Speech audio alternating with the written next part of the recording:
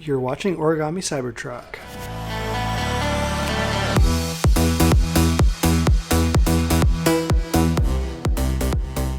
So the other day I was on Twitter and I saw this tweet by Mighty Tesla, and they had proposed something that I've seen around a little bit actually before. People have been calling it the Model 2, the Model C, and basically the idea of it is a much more compact Tesla than the Model 3 for different markets such as Europe, Asia, etc.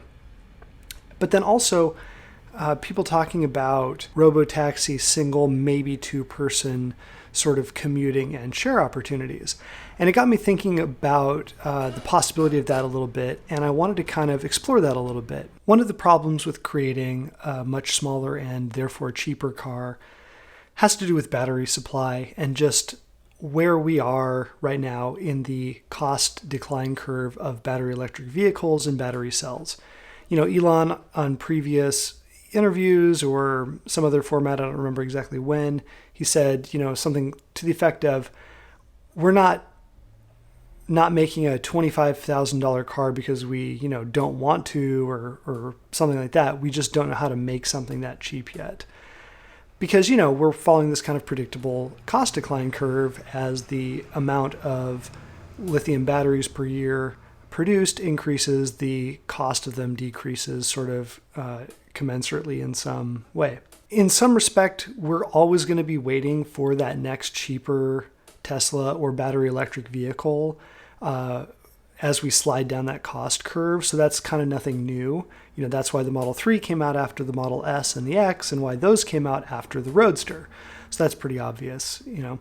And that's why like the Tesla Cybertruck is going to come out after those other vehicles, because, you know, it can kind of continue down that cost curve and compete with the next industry segment down. We're just not there yet for Tesla to be able to make a really compelling vehicle in the, you know, $20,000, $25,000 price range that's going to be, you know, a compelling product that everybody's going to want to buy, like they have with basically all of Tesla's other products in their other segments. The second thing, the battery supply.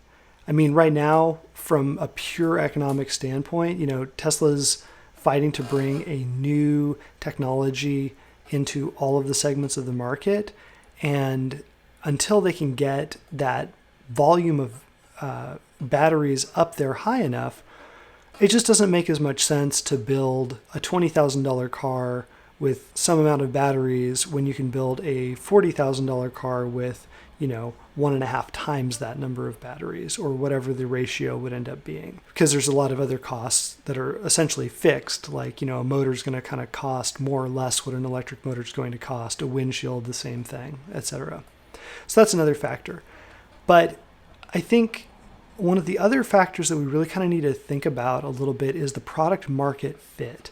And by that I mean, up until this point, most of Tesla's products that are actually out on the road anyway, that you can actually buy today, so I'm, you know, not counting like the Tesla Semi, you know, which isn't fully released yet. These are vehicles that individuals are going to want to buy, and they kind of need to fit the use case for an individual ownership. Tesla's made it clear that they don't consider a vehicle for personal ownership anyway that gets less than about 250 miles of range to really be adequate or acceptable.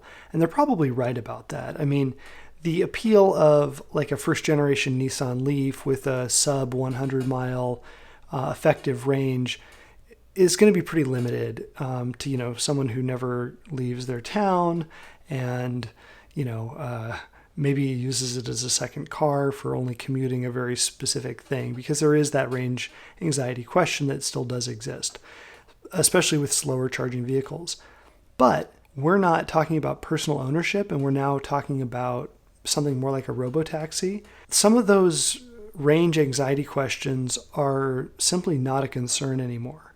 You know, like, when was the last time that you got into a taxi or an Uber or whatever and you checked how much gas they had in their tank? Like, you don't really care. Like, you know, they're going to have enough to get you the 3 miles down the road or whatever you're going.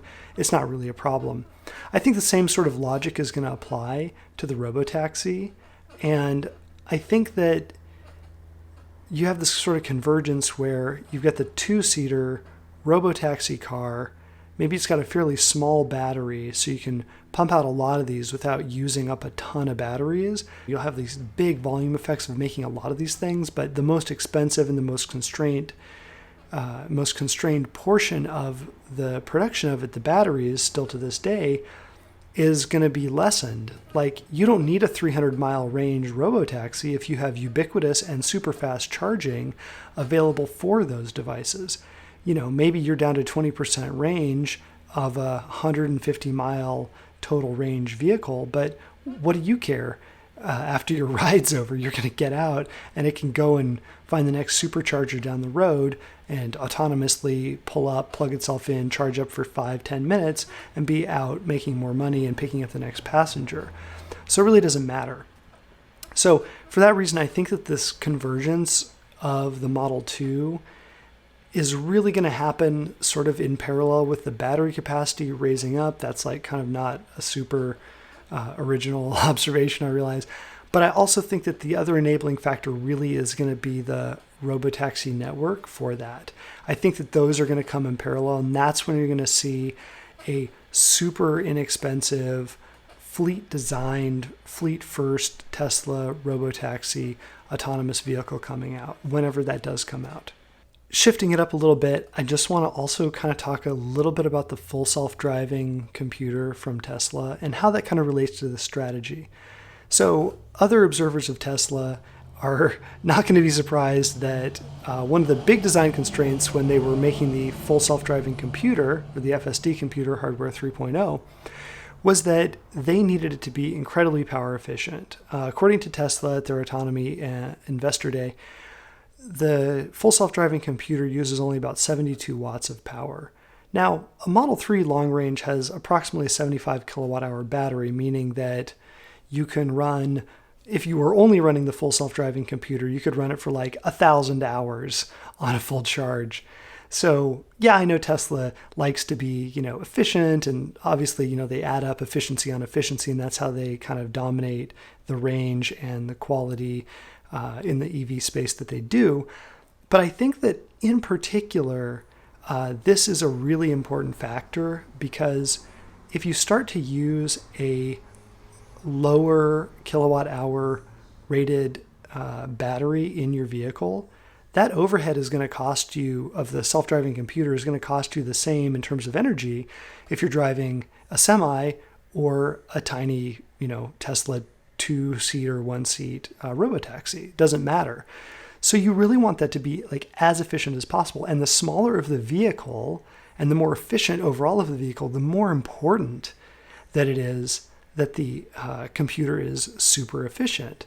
So I think that's why Elon actually spent a fair bit of time talking about, city versus highway efficiency during that Autonomy Investor Day. And I think that they're looking down the road to a much smaller battery capacity vehicle, and they're thinking this is going to be a Robotaxi. It's probably going to be used a lot in cities, low speed driving. The amount of energy per time that's used by that full self-driving computer is more or less constant, meaning the slower that you're driving, the more energy per mile it's going to consume. So it's going to be much more efficient on the highway, but when you're driving around town, you kind of imagine a lot of Robotaxi short haul trips are going to be, it's going to be a really big factor. So that's why I think they're so focused on that efficiency of the full self-driving chip, and why something like a Waymo in a gigantic gasoline-powered minivan is like kind of the polar opposite direction of what I expect Tesla to do for its dedicated full self-driving vehicle. I expect them to be small, incredibly efficient to build, inexpensive, fairly low energy capacity over all of the batteries, but very fast charging and ready for complete autonomy when it's released. So anyway, just kind of a Twitter thread and interaction that got me thinking about this, but would love to hear what you have to say. We're on Twitter at Origami Cyber. Join us there, like the video, share it, all that good stuff. Talk to you next time. Bye.